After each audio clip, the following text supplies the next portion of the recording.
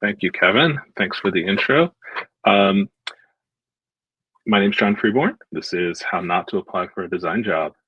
Um, why should you listen to me? Let's get into the sort of introduction. I've worked in design for a long time, been a hiring manager, worked at all levels of design. I've had all the titles, worked a lot of places. Um, my career path has not been a straight line. It's been pretty messy.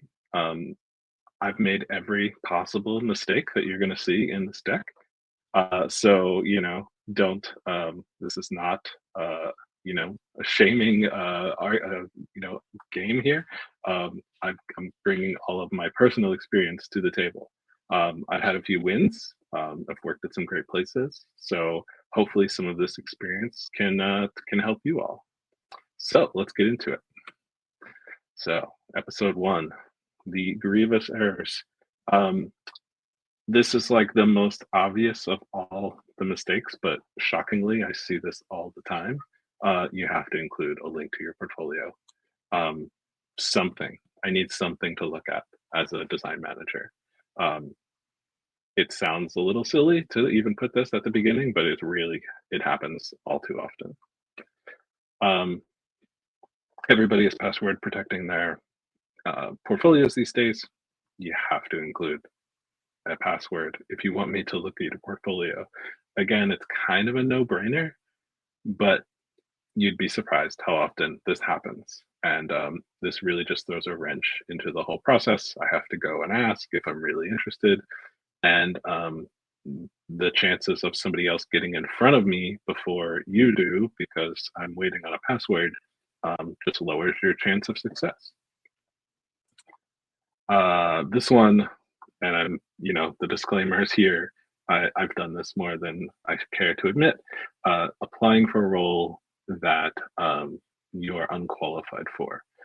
This really is common, and that sort of leads into this obvious question: how do you know if you are qualified for a role? So the first bullet point is probably should be in bold here, but read the job description. Um, you really have to understand what the role is. You have to be honest with yourself, and you have to kind of look and decide, do I have these? Are the bonus things really bonus, or am I looking at the requirements? The, you know, the job descriptions these days have gotten uh, aspirational. I've seen them. People are asking for, 12 years of Figma experience when Figma hasn't existed for that long. They're asking for a video editor who knows Ruby on Rails, who also does light housekeeping. If you see things like that, you should probably just run the other way. But if the job description is well written, really take stock of that job description and ask yourself if you have the majority of those skills. A little data, and I think this is relevant, in this world that we live in these days. I've seen this before, and I've seen it in anecdotally in real life.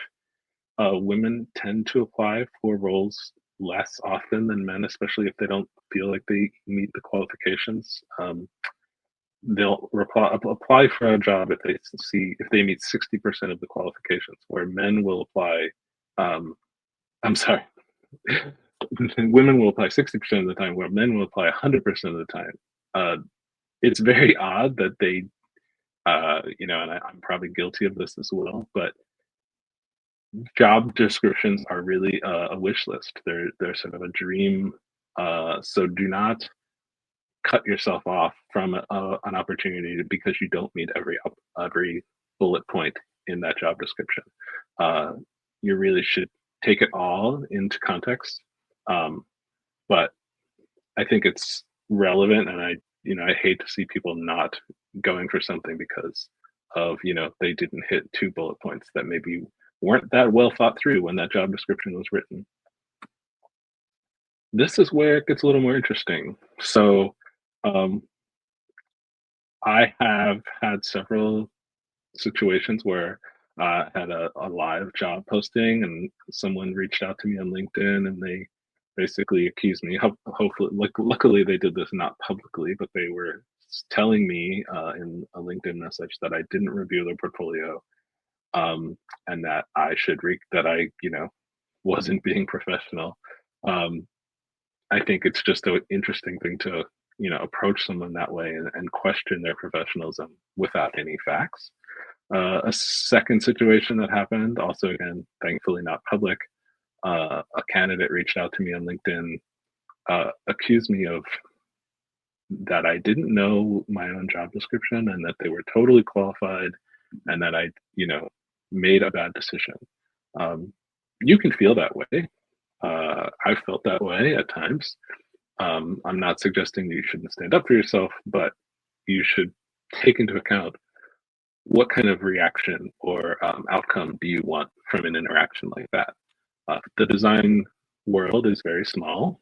You never know where you're going to cross paths with someone again, or maybe that hiring manager moves to another company, um, and the perfect role becomes available in that next opportunity for you. You want to make sure that you're bringing the best possible um, outcome to any situation, and sometimes you just want to be aware of how you're coming across. It's strange that I've seen these more than once. So the second set here, these are things that like I would call more annoying than fatal in terms of applying for jobs, but also I've seen it a lot. Again, I've done this multiple times. Applying for multiple roles at once at varying levels. So a bigger company maybe has a senior design role and a mid-level design role and a junior design role. And especially as a younger designer, I probably just applied for all three. Um, it does not really bode well to what how you view yourself as a designer.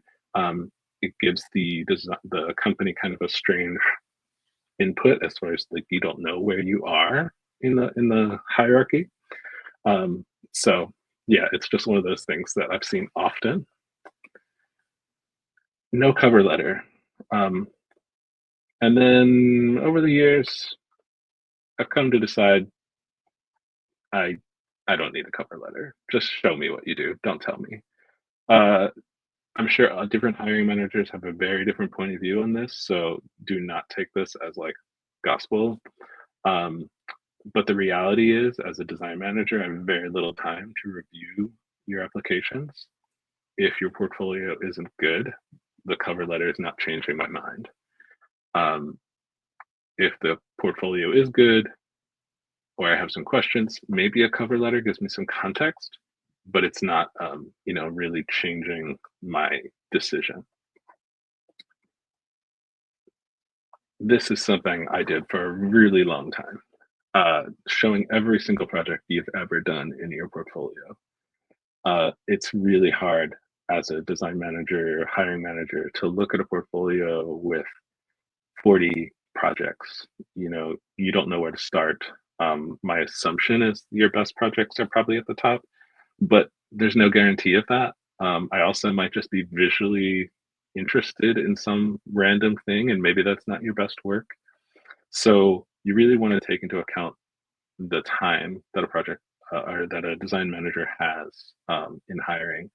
And I've heard stories that each application gets 3 minutes. I tried to spend a little more time on my reviews, but it's going to vary wildly. So what I realized is that I really wanted to sort of craft a story with my portfolio. And when I limited um, my projects to a much smaller group, I just got more interviews. Um, this section is kind of funny, but these are all real things. Um, Immediately trying to connect with someone on LinkedIn after you've applied. Uh, I've done this. We've all done this. We're all trying to get an edge. Totally understand it. It's not. It's not going to lose you a job, I don't think, but I don't know how much it helps. How do you move forward? That's a complicated question, especially in this job market. Um, there's layoffs, bad managers, toxic workplaces. if you've worked in this field long enough, you will experience some of these downsides. Um, I myself have been laid off. I've been forced out, quit jobs when I maybe shouldn't have. I've been part of acquisitions, which sounds cool, but if you're not on the founding team, it really just means you're not going to have a job when they downsize. Um, it's really just take a deep breath, figure out like what you are really, what your value is, and then, move forward. I know in this current environment, it's really, really tough. So I empathize. The hiring manager is in an interesting spot, and I did a lot of this in a recent job where we would post a role and we would get hundreds of applications within 24 hours. Um, when you are a hiring manager, hiring is a big part of your job, but you still have the actual design work and product reviews and all the other things that you're working on. So it's really like a second job. So you want to, really take into consideration, put yourself in the shoes of that hiring manager. Understand that they're going to have very little time, and you want to be as focused as you can around your application. You want to tell a story and really express your experience. Um, it's really about having a little empathy for the hiring manager, which I know is a little hard to do these days when you just get rejection letters, but it's important. So, um, when I'm hiring, this is my process. I think, given everything I've already told you, this is kind of maybe helpful in terms of like how it goes. So the first thing I look at is a portfolio. I intentionally don't look at a resume. I intentionally don't look at other stuff. I really just want to look at their work. I want to see if it makes sense for the kind of work we're doing. I want to understand kind of like what's important to them as a designer, what their taste level is, what their skills are. Uh, even like what projects they choose to put in what order in a portfolio tells me a lot about who that designer is. If that goes well, then I go and look at the resume. Um, I'm looking for confirmation. I'm trying to understand their path as a designer, what they've worked on. Um, and I want to see, kind of how they articulate some of their design experience. It's a data point though. It's not really, I'm not looking for some magic thing in a resume. It's really a continuation of what I saw in the portfolio. The next step is probably one of the most important for me. I call it a screening call. Sometimes I call it, a humanity check. I'm intentionally getting on a phone call, not a video call. I do that to limit bias. And I really just want to have a conversation. I want to talk to the person who's applying. I try really hard to like diffuse the nervousness in these calls. I really just want to have a chat. I'm not asking them to pitch. I want to talk to them. Um, Sometimes these go better than others, but ultimately, my goal is to really just learn a little about who they are as a person. Um, if this call goes well, I move folks forward into a portfolio presentation, and this is their opportunity to get in front of the design team, show a few projects, and really, just demonstrate how they do what they do in that environment. This is not um, a rehash of their entire portfolio online. I've seen some folks try to take that tact, but it's really a bit of a deep dive into a couple projects. These sessions sometimes go 30 minutes, sometimes they're 45, sometimes an hour, but you really need to be focused in these. And this is kind of showtime. The last stage has different names at different companies. Some companies call it HQ Day, even though everything's done virtually now. Sometimes, there's different titles for it, but it's basically the last stage before a decision is made. Hopefully, You're getting to talk to different people across the organization, not just the design team, but maybe a product manager, maybe other high level staff at the company. And, once you've had the opportunity to talk to all these different people, my process is to really take all of this data from all the different people you talked with and to, put it all into the pot and decide where I'm at. Um, every company does this really differently. I don't want to get into sort of the nuances of all the differences, but the goal is to really get a viewpoint from various people that I trust on how this candidate would perform in the job. And then, of course, the step that is sort of the most stressful is the final decision. This is the hardest part for a hiring manager, and I understand. I've been on both sides of this, so you should remember that, like, whatever the result of this decision, the design community is small. You never know when you're going to cross paths again. This isn't all about your skills. Obviously, I'm trying to find someone who has skills to fit a job, but it's also about culture. It's also about the personality. It's also about the company, the makeup of the team, um, projects that are coming in the future, the maturity of the design culture of the company, and a half a dozen other things that you don't care about, but I have to take into account with filling a role. So you should not take this as your self-worth. It's way more complicated than that, and oftentimes out of your control. So it's hard.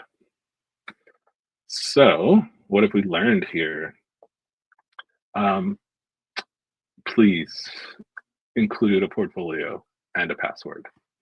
If I don't have that, you're not moving forward in the process.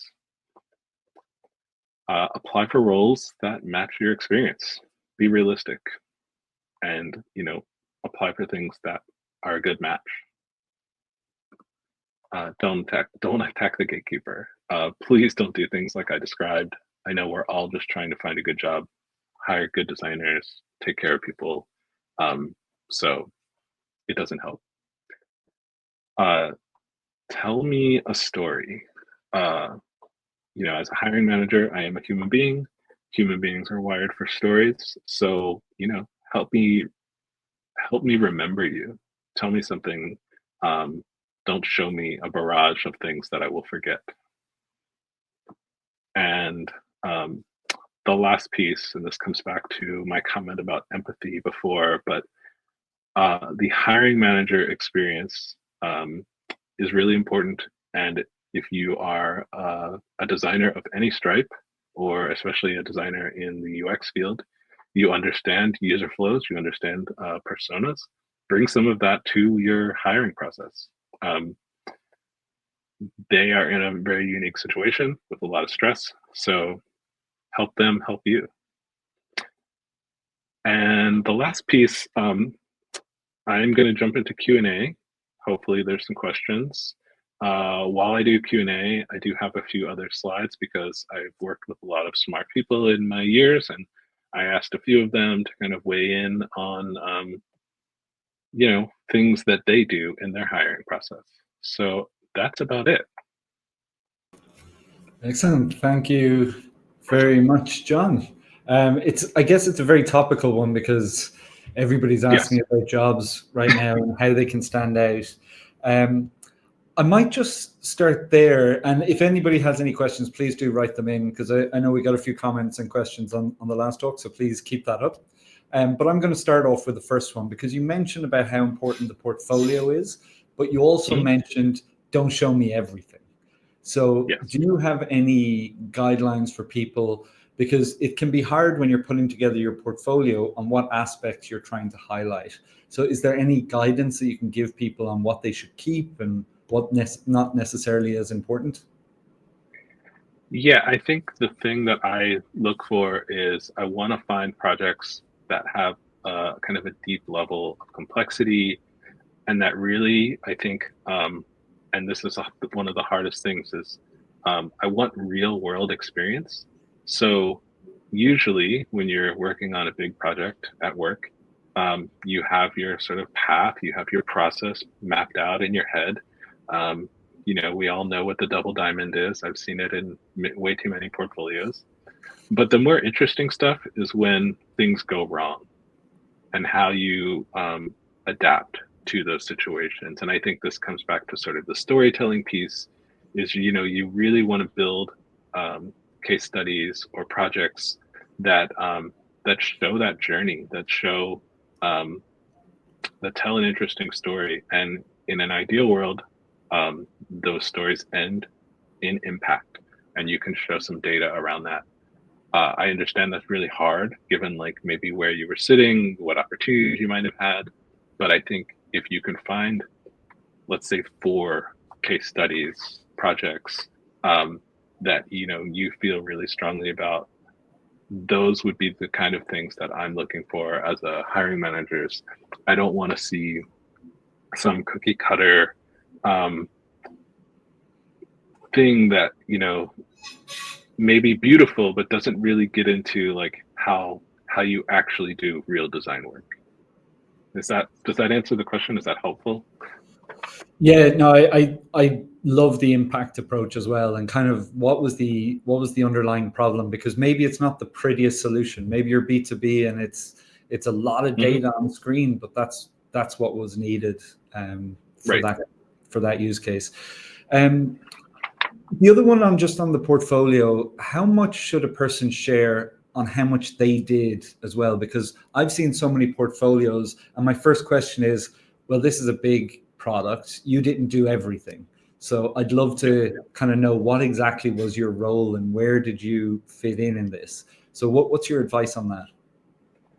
I agree. That's really hard, especially when you're working, at an enterprise level. I think it's really important that people are upfront about what their role was. I've seen, a pretty standard case study template includes sort of like a line early on about what their role was on the team, what they were responsible for.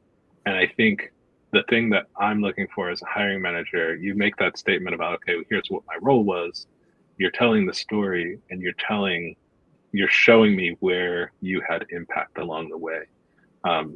Obviously, if you're working at a bigger company, you're leveraging design systems, you're leveraging branding guidelines, you're leveraging all these resources to make that design. But the thinking and the process and the decisions are the part that I'm looking for, and that helps me understand how you think and how you work as a designer.